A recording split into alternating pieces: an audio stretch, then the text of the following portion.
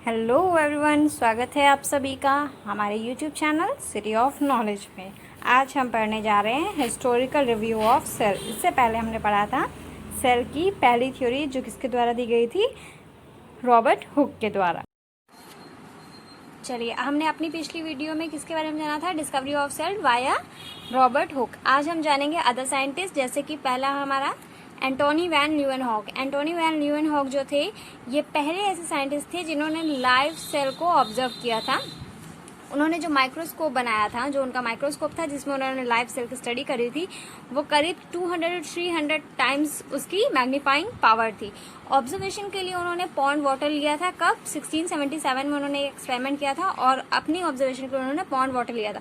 और उसी में उन्होंने कई सारे यूनिसेलुलर सेल्स देखे थे, जैसे किसके? प्रोटोजोआ के, बैक्टीरिया के, यीस्ट के। इसके अलावा उन्होंने और भी कई लाइव सेल्स की स्टडी करी थी, जिनमें से human sperm, muscle fibres, blood corpuscles जैसे मल्टी सेलुलर एनिमल के सेल ऑब्जर्व किए थे। किस टाइम पे? 1677 से 1684।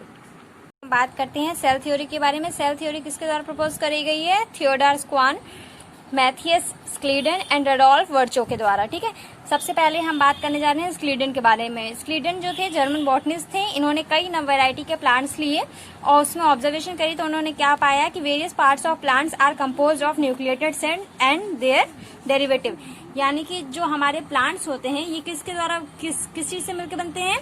ये बने होते हैं सेल से और उसके डेरिवेटिव के द्वारा। उसके बाद हमारे जो जर्मन जूलॉजिस्ट हैं थियोडोर स्क्वान, इन्होंने कई सारे एनिमल सेल पे स्टडी करी और इन्होंने क्या बताया कि जो हमारे सेल्स होते हैं, इनकी खासियत क्या होती है कि इनके आउटर मोस्ट, यानी जो आउटरमोस्ट लेयर होती है, यानी कि सेल किससे कवर होता है? एक थिन आउटर लेयर से कवर होता है, जिसको कि आज प्रेजेंट टाइम में प्लाज्मा मेम्ब्रेन के नाम से जानते हैं। इन्होंने ये भी बताया कि जो he concluded that the presence of cell wall is a unique character of plant cell. यानी कि प्लांट सेल का जो यूनिक कैरेक्टर होता है वो क्या होती है कि उसके चारों ओर क्या प्रेजेंट होती है? सेल वॉल, जिसके अंदर सारा मटेरियल, हमारा जो सेल ऑर्गेनेलिज्म होते हैं, वो अंदर वाल फिल्ड होते हैं। On the basis of this Schwann proposed. अब स्क्वान की हाइपोथेसिस क्या थी?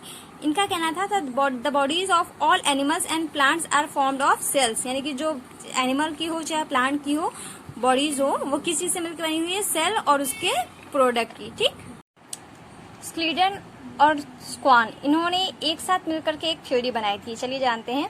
Cell are the basic structural and functional unit और building block of all organism. इन्होंने कहा है कि जो सेल होती है वो किसी भी ऑर्गेनिज्म की, जो लिविंग ऑर्गेनिज्म होते हैं, उनकी स्ट्रक्चरल और फंक्शनल यूनिट होती है, एक बिल्डिंग ब्लॉक की तरह होते हैं। जैसे कि जब हम घर बनाते हैं तो जैसा यूज हमारा ब्रिक्स का होता है। ठीक है, लेकिन ये थ्योरी ये नहीं बता पाई कि कैसे सेल फॉर्म होते हैं। तो ये किसके द्वारा दी गई थी? रडोल्फ वर्चो। 1855 में इन्होंने क्या बताया था? इन्होंने कहा था कि ओमनिस सेलुला ई सेलुला। इन्होंने कहा था कि new cells are form from pre existing cell. यानी कि जो नई सेल बनती है वो कैसे बनती है? वो पहले से जो सेल होती हैं वो ही डिवाइड होती हैं और नए सेल का फॉर्मेशन करती हैं। इनकी हाइपोथेसिस क्या थी? चलिए देख लेते हैं।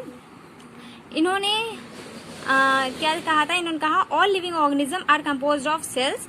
यानी कि कोई भी लिविंग ऑर्गेनिज्म है वो किस चीज से मिलकर बने हुए हैं? सेल से और उसके प्रोडक्ट से। All cells arises from pre existing cell.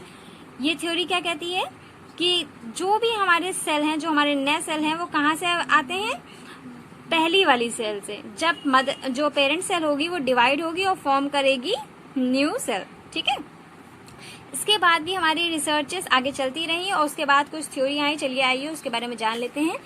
पहला है cell is the structure and functional unit of all living organism, जो हम पहले पढ़ चुके हैं कि जो हमारी सेल होती है वो क्या होती है? हर लिविंग ऑर्गेनिज्म की स्ट्रक्चरल और फंक्शनल यूनिट होती है।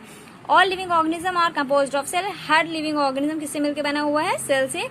All new cells arise as a result of division of pre existing cell. यानी कि जब हम प्री एग्जिस्टिंग सेल जब डिवाइड होती हैं तो एज अ रिजल्ट क्या होता है? न्यू सेल का फॉर्मेशन होता है। All cells are basically alike in chemical composition. ये कह रहे हैं कि जो हमारी सारी सेल होती हैं वो बेसिकली कैसी होती हैं? एक जैसी होती है केमिकल कॉम्पोजिशन और मेटाबॉलिक प्रोसेस में।